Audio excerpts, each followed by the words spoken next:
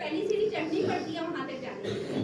तो दुनिया चेंज करो लेकिन स्लोली चेंज करो। तो एक जो चीज मैं उनको कहती हूँ कि कभी वो नीडल देखिए जिसमें से जैसे सूचरिंग के लिए या उसके लिए सिलाई करने के लिए नीडल के पीछे कितना छोटा नन्हा मुन्ना सा सुराख होता है ना, जिसमें से थ्रेड जाता है, धागा जिसमें से निकालते हैं।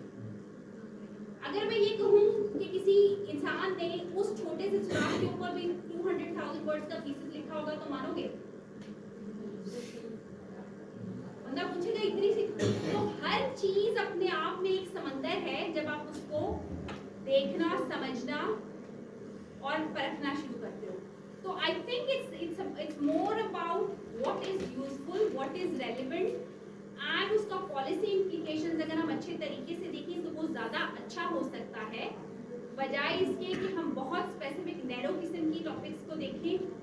और दूसरी बात जहां दुनिया इस तरफ जा रही है वो इंटरप्रोफेशनलिज्म, इंटरडिसिप्लिनैरिटी, कि आप पाकिस्तान में भी कहीं पर भी कि आप किसी एक प्रॉब्लम का सलूशन एक प्रोफेशन से नहीं निकाल सकते। ठीक है, अगर आपने हॉस्पिटल बनाने हैं तो इट यूज्ड टू बी कि आर्किटेक्ट्स बनाएंगे या इंजीनियर्स बनाएंगे, बट अगर उसमें आपने फॉर एग्जांपल सबसे ज्यादा कौन रहता है हॉस्पिटल के अंदर, सबसे ज्यादा टाइम कौन स्पेंड करता है और वो चीजें कौन यूज करता है? नर्सेस। स्विच वो यूज करती हैं, मशीनें वो यूज करती हैं, पेशेंट मतलब ठीक है ना, सबको लोग जो अंदर रहते हैं वो तो, पर सबसे ज्यादा टेक्नीशियंस यूज करते हैं, नर्सेज यूज करते हैं। आपने उन्हीं को नहीं पूछा हॉस्पिटल बनाते हैं, आपको पता चला काउंटर वो दुनिया के दूसरे कोने में है, बेड के पास स्विच नहीं लगा हुआ किसी जगह पे, वो तो ये क्यों है? ये वजह किस लिए? Because you haven't involved the right kind of people in designing the structure that you are using. The user centeredness नहीं है, so therefore it's just trying to make your place into those places and also making sure कि आप जो research कर रहे हैं आप उनमें उन लोगों को इन्वॉल्व करें जिनको होना चाहिए, और उन लोगों के साथ काम करें, फिर चाहे वो डॉक्टर्स हैं, डाइटिशियंस हैं, फिजियोथेरेपिस्ट हैं, जो भी हैं।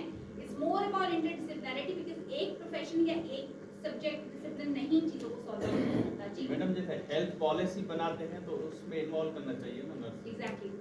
नहीं करते? करते भी नहीं और होते भी नहीं है। हम इतने अहल हों तो होते हैं पर करते नहीं। हाँ बिल्कुल है ऐसा कि होते हैं और करते नहीं, इसमें कोई शक नहीं है। लेकिन वो एक कहावत है ना, वो कहा जाता है बी ऑन द टेबल और on the menu.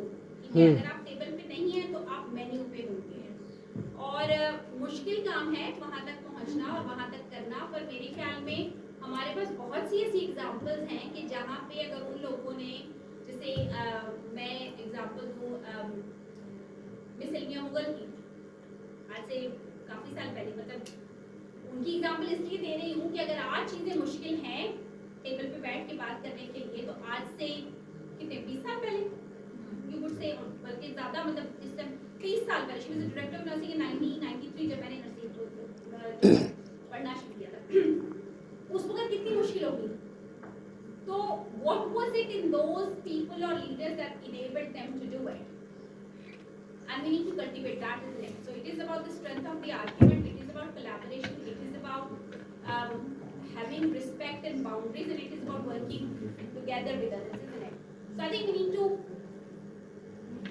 pave the way of doing it जहाँ जहाँ पे जिस तरह से मिल सकता है, जहाँ हम इन्वॉल्व कर सकते हैं हमें करना चाहिए। जैसे एग्जाम्पल देती हूँ, जैसे अभी पिछले दिनों में बहुत ज़्यादा शोर शराबा था